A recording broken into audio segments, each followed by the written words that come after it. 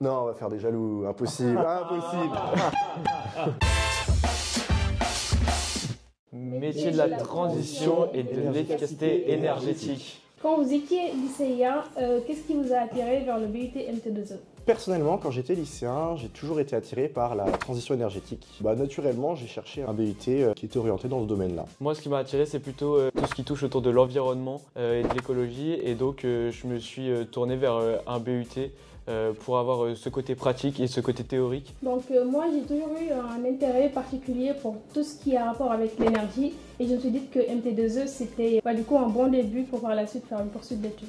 On fait quoi concrètement dans un BUT MT2E? BUT MT2E, c'est un domaine assez large qui allie à la fois la pratique et la théorie dans le secteur de l'énergie. Donc on peut être amené à regarder et à dimensionner des systèmes énergétiques, à étudier des systèmes de pompe à chaleur, de chaudière, mais également on a un côté beaucoup plus théorique pour nous préparer aux écoles d'ingénieurs avec de la thermodynamique ou du transfert de chaleur. Quel a été votre projet ou SAE préféré en MT2E? Moi j'ai bien aimé quand on a dimensionné toute une installation de ventilation pour une pizzeria. Et c'est aussi la SAE Pizzeria. J'aime bien, moi, c'est faire le dimensionnement sur les logiciels, notamment AutoCAD ou Revit. Il y en a une que j'aime particulièrement, c'est une SAE qui est en première année où on leur demande de réaliser un petit skid, donc c'est un système de transfert de chaleur entre un panneau solaire thermique et puis une piscine. C'est eux qui réalisent tout de A à Z.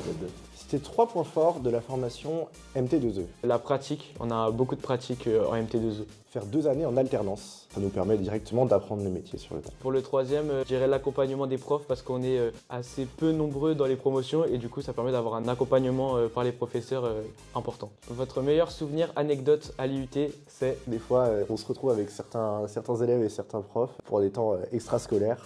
Je ne t'aiderai pas plus que ça, mais ça fait de très très belles anecdotes. Et là...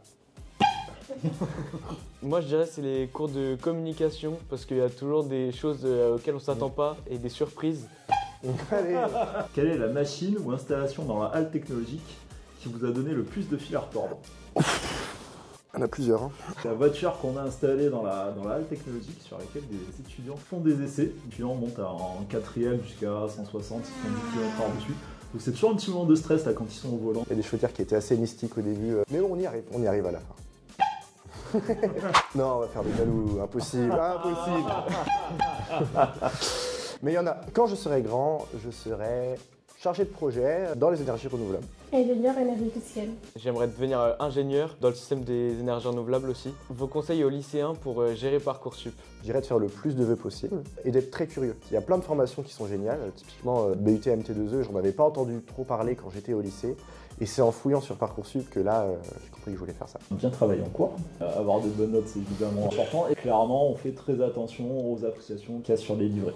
C'est quoi les clés pour réussir en MT2E? La curiosité. Ne pas hésiter à poser des questions aux profs en cours, toujours essayer de bien chercher à comprendre les mécanismes parce que dès qu'on a compris en fait ça roule tout seul. Et moi je leur dirais plutôt d'essayer de cultiver la passion de ce que l'on fait déjà parce que moi c'est la base et après le reste c'est justement de travailler. Si vous arrivez, que vous êtes curieux, que vous travaillez, que ça vous intéresse, que ça vous passionne, vous êtes quasiment sûr d'y arriver. Les préjugés sur MT2E que vous aimeriez briser? Alors que les filles ne sont pas très nombreuses en MT2E, mais justement il y a des filles, on est là, on est présentes et puis ouais, c'est pour nous aussi. Et la technique a besoin des filles, clairement. Avoir un BUT MT2E, ça donne quoi sur le marché du travail? Ça donne quasiment une assurance d'emploi déjà. Globalement, 40% de nos étudiants là, vont s'insérer directement après le BUT MT2E, alors qu'ils aient fait alternance ou non d'ailleurs, pour partir sur des postes de techniciens, souvent techniciens en bureau d'études. Ça peut être aussi du chargé d'affaires, du chef de chantier. Voilà, il y a énormément de travail, que ce soit sur le terrain ou en bureau d'études. Et ensuite, on a donc 50 à 60% de nos étudiants qui poursuivent leur études, soit en école d'ingénieur, soit en école de commerce, soit en master.